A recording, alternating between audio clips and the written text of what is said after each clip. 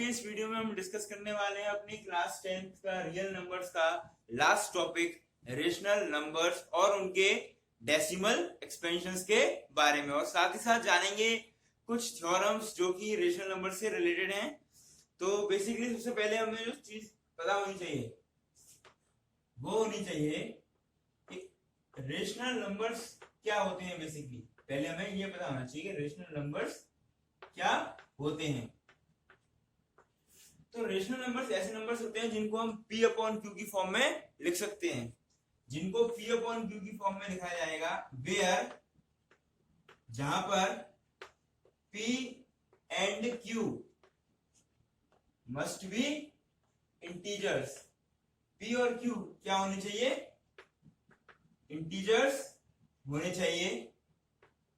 And Q should not be equals to 0।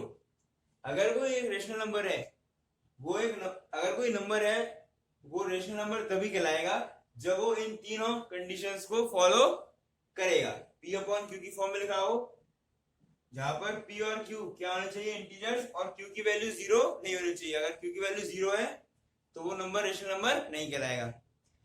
तो basically आप जानते हैं, आपने क्लास 9th में भी ये पढ़ा होगा कि जो रेशनल नंबर्स होते हैं उनका जो डेसिमल एक्सपेंशन होता है वो या तो टर्मिनेटिंग होता है या फिर नॉन टर्मिनेटिंग रिपीटिंग होता है। अगर मैं एक एग्जांपल लूं रेशनल नंबर का, दो एग्जांपल।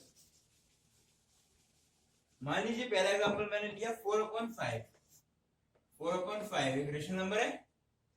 इसका डेसिमल एक्सपेंशन आप अगर करेंगे तो आएगा 0.8। उसी तरीके से अगर 1/3 करेंगे तो आएगा 0.3333 एंड सो ऑन। तो दो ही कंडीशन होती है रेशनल नंबर्स के लिए हमारे पास। या तो उसका डेसिमल एक्सपेंशन कैसा होगा? टर्मिनेटिंग। आप देखिए पॉइंट के बाद सिर्फ एक ही डिजिट है 8, तो या तो उसका जो डेसिमल एक्सपेंशन होगा वो या तो होगा टर्मिनेटिंग, और अगर टर्मिनेटिंग नहीं है, अगर टर्मिनेट नहीं हो रहा है तो एक पार्टिकुलर स्टेप के बाद उसकी डिजिट रिपीट होती रहेंगी। यहां पर फर्स्ट स्टेप के बाद रिपीट हो रही है, पॉइंट के बाद 3 आया, उसके बाद 3 एंड सो ऑन। यानी कि नॉन टर्मिनेटिंग। अगर नॉन टर्मिनेटिंग है तो अगर रेशनल नंबर होना है उसे, तो उसको जो कंडीशन फॉलो करनी पड़ेगी वो है कि नॉन टर्मिनेटिंग होना चाहिए एंड रिपीटिंग होना चाहिए। रिपीटिंग, उसकी डिजिट्स रिपीट करनी चाहिए आफ्टर द डेसिमल। उसकी जो डिजिट्स है वो क्या होनी चाहिए? बेसिकली रिपीट होनी चाहिए। अब इसी बेसिस के ऊपर हम कुछ थ्योरम्स के बारे में डिस्कस करेंगे रेशनल नंबर्स के बारे में। तो आइए सबसे पहले हम जानते हैं अपनी थ्योरम नंबर 1.5 के बारे में। तो दोस्तों बेसिकली इस थ्योरम को डिस्कस करने से पहले हमें कुछ बातें पता होनी चाहिए। जैसे कि मैंने आपको बताया था, अगर हम सिर्फ और सिर्फ ऐसे नंबर्स के बारे में अगर मान लीजिए डिस्कस कर रहे हैं फिलहाल जो कि टर्मिनेट हो जाते हैं, ऐसे रेशनल नंबर्स के बारे में जो कि टर्मिनेट हो जाते हैं। फॉर एग्जांपल हमने बात की थी 4/5 के बारे में, जिसका डेसिमल एक्सपेंशन आया था 0.8। अगर हम एक और दूसरा नंबर कंसीडर करें तो वो जैसे मान लीजिए हम लेते हैं 25/10, उसका डेसिमल एक्सपेंशन आएगा 2.5। तो यहाँ पर आप एक सिंपल पैटर्न अगर देख पाए हो तो आप देखेंगे कि किसी भी नंबर का अगर हम चाहते हैं कि उसका जो डेसिमल एक्सपेंशन है वो टर्मिनेटिंग हो तो उसके डिनोमिनेटर में 5 का होना बिल्कुल बहुत ज्यादा क्या है? इंपॉर्टेंट है। देखिए 10 में भी 10 के फैक्टर्स क्या होते हैं? बेसिकली 2 और 5, उसमें भी 5 आ रहा है।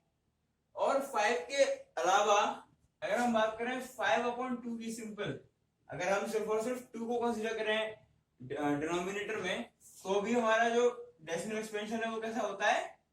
टर्मिनेटिंग होता है। यानी कि इससे हमें ये पता पड़ता है कि अगर कोई नंबर है। अब हम बात करते हैं अपने थ्योरम 1.5 के बारे में। तो लेट कर लेंगे अगर x कोई एक रेशनल नंबर होता है whose decimal expansion terminates। अब इस बात पर जरूर ध्यान दीजिएगा आप, जिसका एक्सपेंशन क्या होता है? डेसिमल एक्सपेंशन टर्मिनेट हो जाता है। then x can be expressed in the form P upon Q। तब हम x को फॉर्म एक्सप्रेस कर सकते हैं P अपॉन Q की फॉर्म में, जहां पर P और Q क्या होंगे? Coprime and prime factorization of q, यानी कि prime factorization of the denominator. यहाँ पे क्यू से मतलब है हमारा डिनोमिनेटर से। तो जो डिनोमिनेटर है इज ऑफ द फॉर्म 2 की पावर n 5 की power m where n and m are non negative integers, यानी कि अगर हम चाहते हैं कि रेशनल नंबर का डेसिमल एक्सपेंशन टर्मिनेट हो तो उसके लिए कंडीशन बेसिकली यही आएगी कि उसका डिनोमिनेटर में का जो प्राइम फैक्टराइजेशन होगा उसमें या तो 2 हो या फिर 5 हो, तभी किसी रेशनल नंबर का जो डेसिमल एक्सपेंशन होगा वो टर्मिनेट होगा। सो बेसिकली ये थी आपकी थ्योरम 1.5। अब बात करते हैं थ्योरम 1.6 के बारे में। तो दोस्तों अब हम बात करते हैं अपनी थ्योरम 1.6 के बारे में। बेसिकली थ्योरम 1.6 जस्ट रिवर्स है थ्योरम 1.5 का, जिसको जो की कहती है कि let x is equals to p upon q be a rational number. मान लीजिए अगर कोई एक x है जो कि एक रेशनल नंबर है, such that the prime factorization of its denominator या फिर q is of the form 2 की पावर n 5 की पावर m, यानी कि एक रेशनल नंबर दे रखा है हमारे पास, मान लीजिए x, और उसका जो प्राइम फैक्टराइजेशन है उसके डिनोमिनेटर का वो फॉर्म किस फॉर्म का है 2 टू द पावर n और 5 की power m where n and m are non-negative integers, then x has a decimal expansion which terminates। Basically theorem 1.5 में हम ये जानते थे कि अगर कोई रेशनल नंबर है उसका अगर डेसिमल एक्सपेंशन टर्मिनेट होता है तो जो उसका डिनोमिनेटर होगा वो 2 की पावर n या 5 की पावर m की फॉर्म में होना चाहिए उसका प्राइम फैक्टराइजेशन।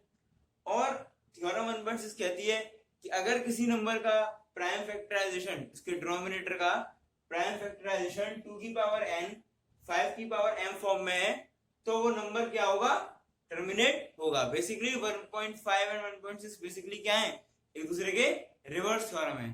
तो लास्ट अब हमारी थ्योरम बचती है वो है 1.7। आइए उसके बारे में भी डिस्कस कर लेते हैं। तो दोस्तों बेसिकली थ्योरम 1.7 क्या कहती है, let x is equals to p upon q where p and q are co-primes be a rational number। मान लीजिए अगर कोई x है जो कि एक रेशनल नंबर है, such that the prime factorization of q is not of the form 2 की पावर n 5 की पावर m। अभी तक हम डिस्कस कर रहे थे कि जो डिनोमिनेटर है उसकी फॉर्म किस, उसका जो प्राइम फैक्टराइजेशन है वो किस फॉर्म में है 2 टू दी पावर n 5 की पावर m में। लेकिन इस थ्योरम में ये कह रहा है कि अगर उसकी जो प्राइम फैक्टराइजेशन डिनोमिनेटर का अगर उसका जो फॉर्म है 2 की पावर n 5 की पावर m में नहीं है, where n and m are non negative integers, then उस केस में क्या होगा, then x has a decimal expansion which is non terminating repeating. मैंने आपको बताया था जो रेशनल नंबर्स होते हैं बेसिकली दो टाइप का ही उनका डेसिमल एक्सपेंशन होता है, या तो वो टर्मिनेट होगा या फिर नॉन टर्मिनेटिंग रिपीटिंग होगा। अगर नॉन टर्मिनेटिंग रिपीटिंग है इसका मतलब है कि जो उसका डिनोमिनेटर का प्राइम फैक्टराइजेशन है उसकी फॉर्म 2 की पावर n 5 की पावर m में नहीं होगी, और अगर वो टर्मिनेट होता है तो उसकी फॉर्म 2 की पावर n 5 की पावर m में होती है। बेसिकली दोस्तों यही था हमारे आज के टॉपिक के बारे में, और इसी के साथ हमारा क्लास 10th का फर्स्ट चैप्टर रियल नंबर्स यहीं पर एंड होता है।